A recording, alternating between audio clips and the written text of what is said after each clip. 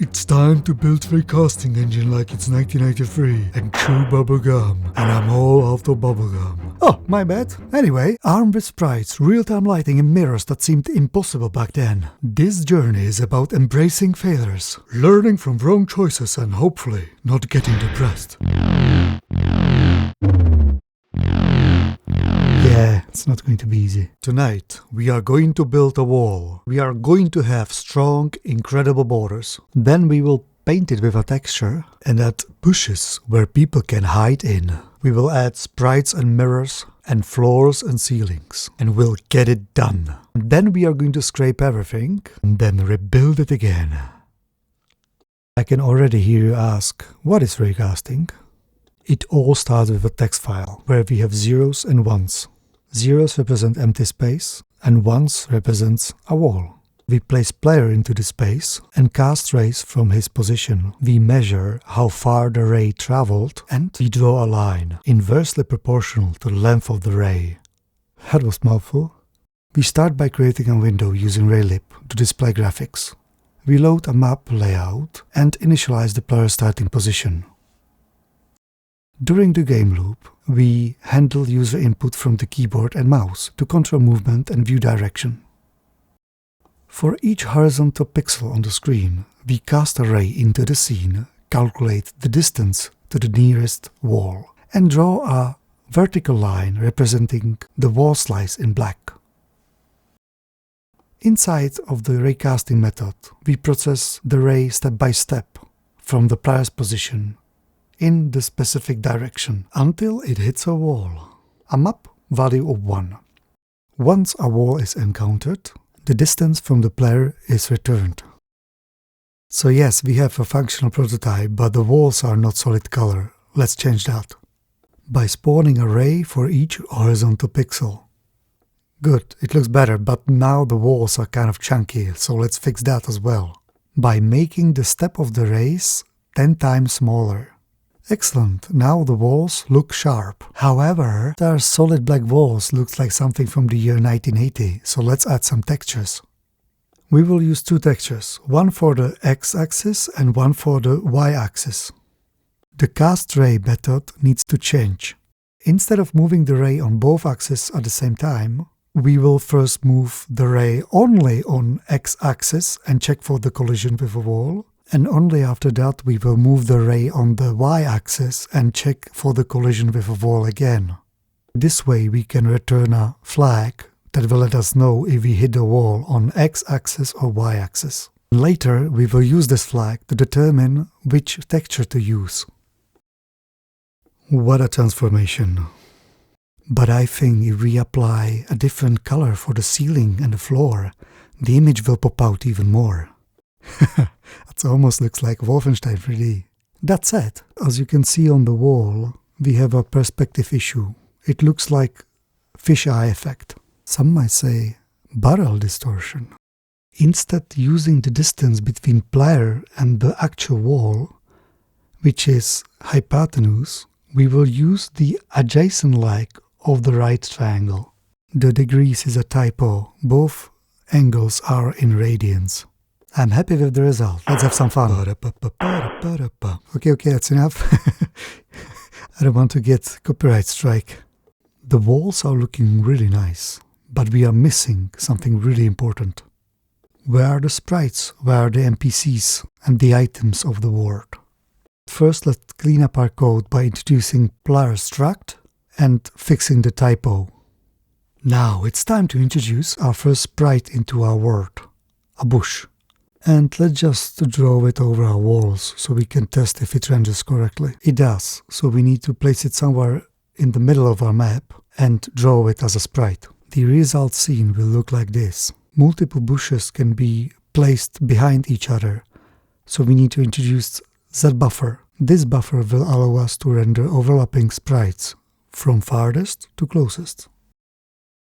I don't want to bore you with my over-engineered way of calculating the placement of the sprites via calculating the average of entry and exit point from the tile. In addition to that, during this iteration I also implemented sideways stepping or strafing. Phew, congratulations that you survived this far. let's do the cool part next. Mirrors and reflections. Our next step is to put the mirror inside of the corridor behind the bushes, coupled with negating the ray angle when the mirror is hit. Oh, it's really hard to see, but it's there. We are standing right in front of the mirror. It works. The bush seems too symmetric for my taste.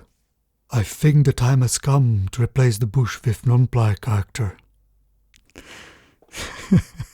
As you can see, the sprites are not rendering correctly.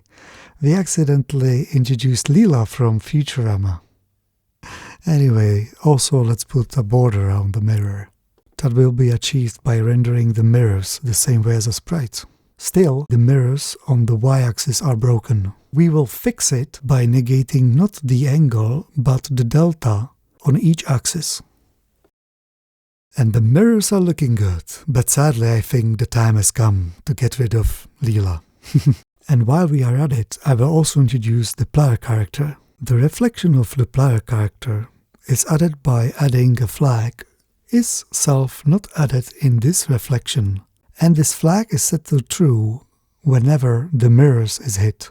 We check if this flag is true, and when it is, we measure the distance between the player and the ray, and if the distance is lower than half, we render the player.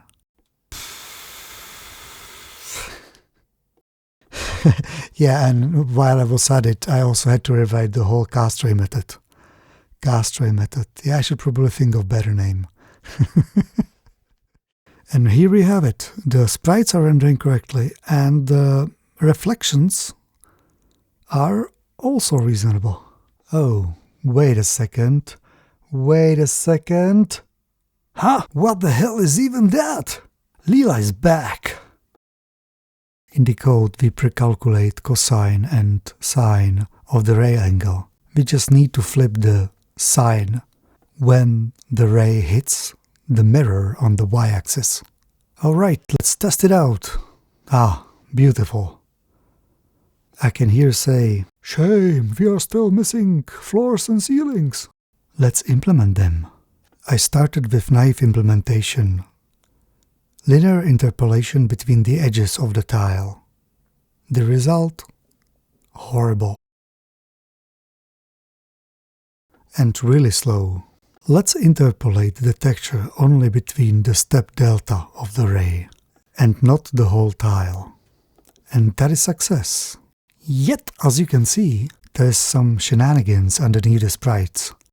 And it has sadly something to do with the horrible way of how the sprites are implemented. Let's implement the ceiling now, by simply mirroring the texture to the ceiling. That was easy, but now we have the shenanigans of both sides.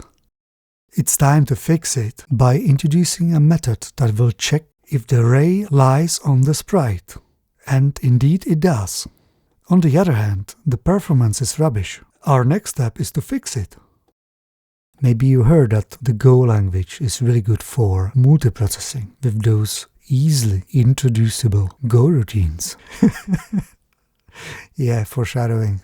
Before we start, this is not how you wait for the parallel threads to finish. Thank you, ChatGPT. Multithreading is simple. Raycasting is a casting of a ray for each horizontal pixel. We just need to wrap this ray into Go routine, like this, and then send the result through a channel, wait for the threads to finish, and then gather the results. Ta-da! It's slightly faster, but we are not waiting for the threads correctly. Instead of spawning new thread to wait for the results, we need to block the main thread, because the main thread is going to use the data to draw the pixels, which are not there yet. And also let's clean up the code and bam, it's running well!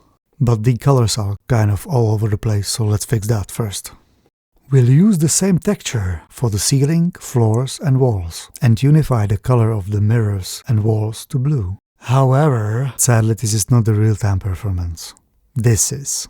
We cannot call expensive functions to draw a single pixel on the screen, as we do on the ceilings or floors. We need to ditch them for an image buffer, which consists of just array of pixels.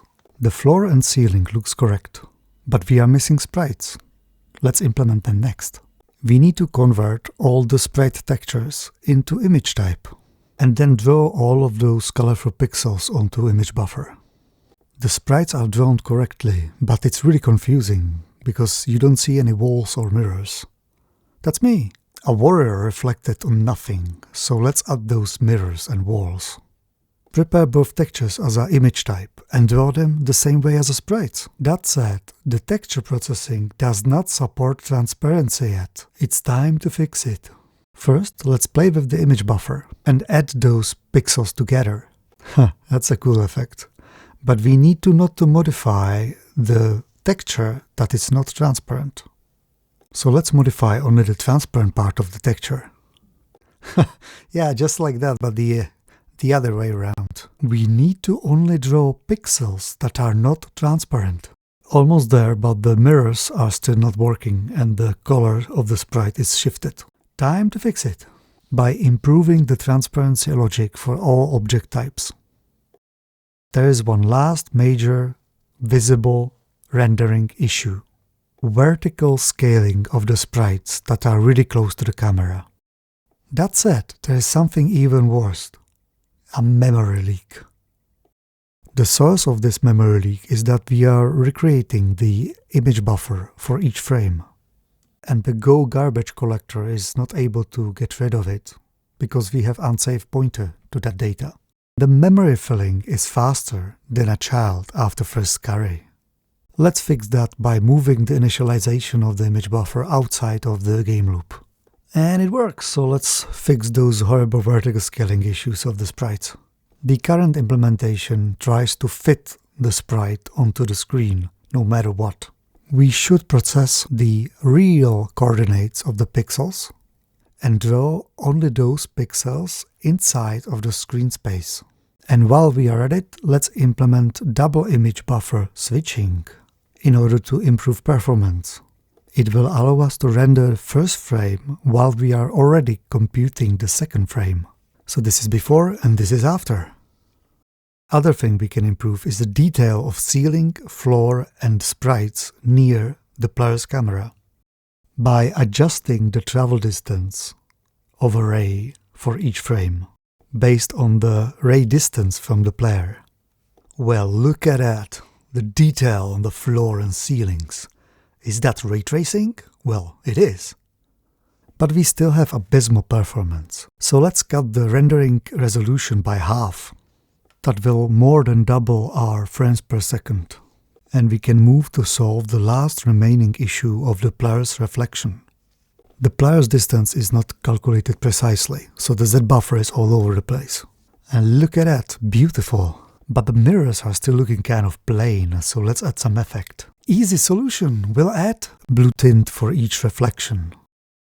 We'll measure the number of reflections for each ray, and we will enhance each reflection by applying a blue effect to the pixels, making them progressively more blue in a linear fashion. Still, I can hear you say, it's not immersive enough. You know what, it's about time to put magic stuff into player's hand that will emit dynamic blue light and make the scene darker the farther it is from the player.